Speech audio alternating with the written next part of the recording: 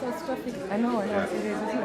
And it's actually cold outside there. Yeah. We need to get John. My name is John Collins. I'm the men's health worker here in Pavee Point, for people that doesn't know me.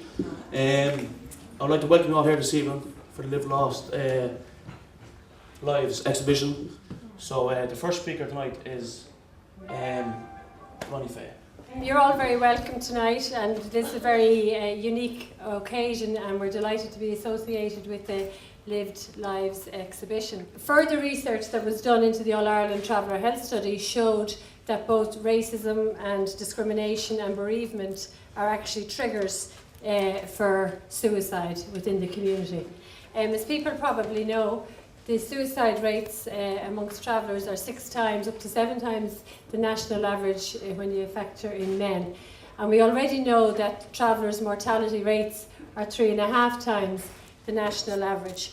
I want to acknowledge all the families who took part in 2 major research projects. First of all, the families who took part in the Lived Lives project. They, at their darkest moment, decided to share in our research project the memory of their lost one who they'd lost to suicide. And the only reason they did it was that at some point in time, it might help somebody else. So, I mean, we need to talk about what we can address, which is our own culture.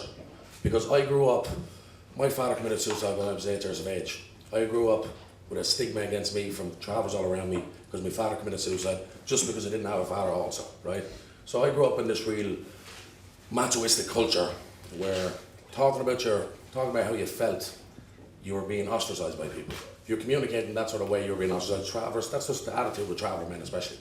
When I got to the age when I got 16, 17, I quit school. I loved school. I gave up school because I was being slagged by other travellers, right? That's a part of our culture. It's being slagged, under peer pressure, and I quit school.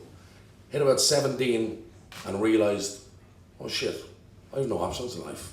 I have nothing. What can I do? Like, I'm not going back into education. It's too late now. I should have stayed with that. Absolutely no options, no qualifications. Didn't even do my junior cert, and I just gone into a really bad depression.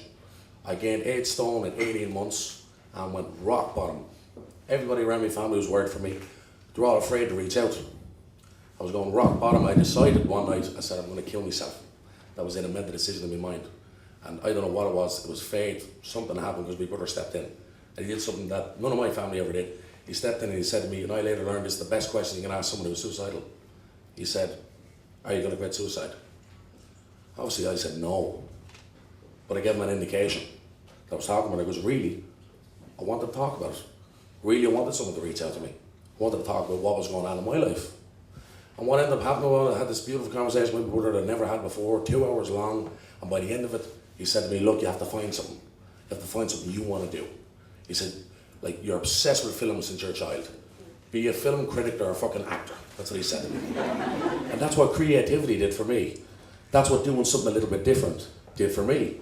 Now, I think the most important part of our lives is maintaining who we are, maintaining our identity, being proud of who we are. But we have to be willing to change and progress and stay who we are, you know, because it's not working. It really isn't working, and the key is education.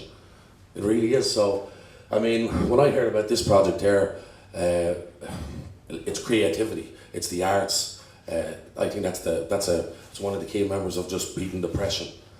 So I was glad to come along, and I want to thank Ronnie for having me in Pavee Point. I'm sorry for being late again.